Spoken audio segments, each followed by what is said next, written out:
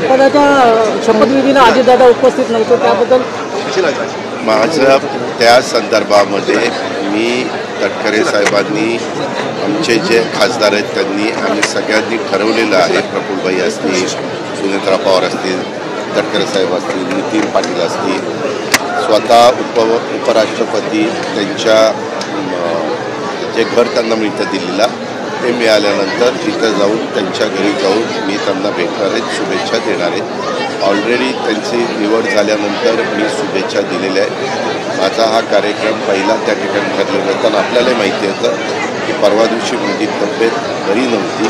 परवा दिवशी पूर्ण दिवस विश्रांती घेतली. काल मंत्रालयामध्ये जाऊन मी 2 दिवसाच्या सगळ्या मिटिंग उरकल्या आणि आज इकडं या सभागृहाचं लोकार्पण करण्याच्या कार्यक्रमाला आलेलो आहे.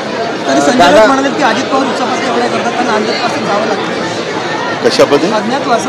मी अज्ञातवासात कधीच जात नाही आहे. मी आपल्याला सांगू कुठल्या डॉक्टरच्या मला ट्रीटमेंट होती ते त्याचं नाव देऊ का? डॉक्टर कपोते, त्यांना विचारा.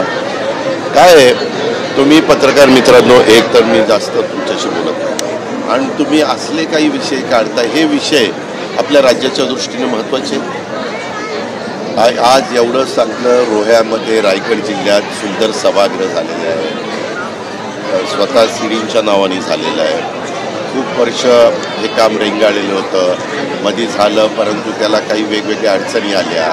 त्याच्यामध्ये बिल्डिंगचं स्ट्रक्चरल ऑडिट तटकरे साहेबांनी केल्यानंतर ते पुन्हा त्याच्यामध्ये नवंच उभं करणं गरजेचं होतं. नाट्यरसिकांच्याकरता एवढं सुंदर सभागृह उभं केलेलं आहे आणि त्याचा लोकार्पण कार्यक्रम झालेला आहे. त्या कार्यक्रमाला आम्ही सगळ्या कलावंतांनाही शुभेच्छा दिलेल्या आहेत, जे उभं करणाऱ्यांनाही शुभेच्छा दिलेल्या आहेत आणि नाट्यरसिकांनाही पर्वणी ह्या निमित्तानं मिळणार आहे, या सगळ्या गोष्टी आपण सांगितलेल्या आहेत.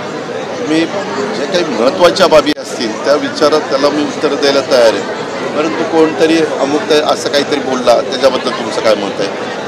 जो बोलला त्या प्रत्येकालाच बोलण्याचा अधिकार आहे. आता मध्ये तुम्ही 2 भाऊ एकत्र भेटले, त्याच दाखवत बसल्या बाबा. अरे ते त्यांचे ब्लड रिलेशन आहे, ते भेटणार.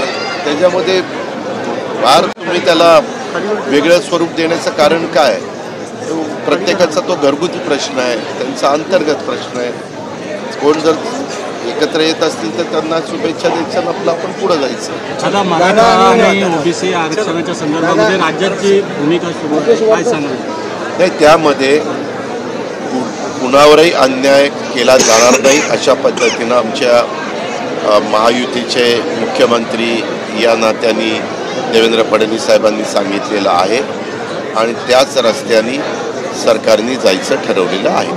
त्याच्यामुळं कुठल्याही घटकावर अन्याय होणार नाही ही काळजी सरकार घेतंय आणि घेणार. दादा आणि तटकरे साहेबांनी प्रश्न आहे की मंत्री भरत गोगावले यांनी सांगितलं की या सभागृहासंदर्भात दोघा मुख्याधिकारी नाही, कशाबद्दल आणणार?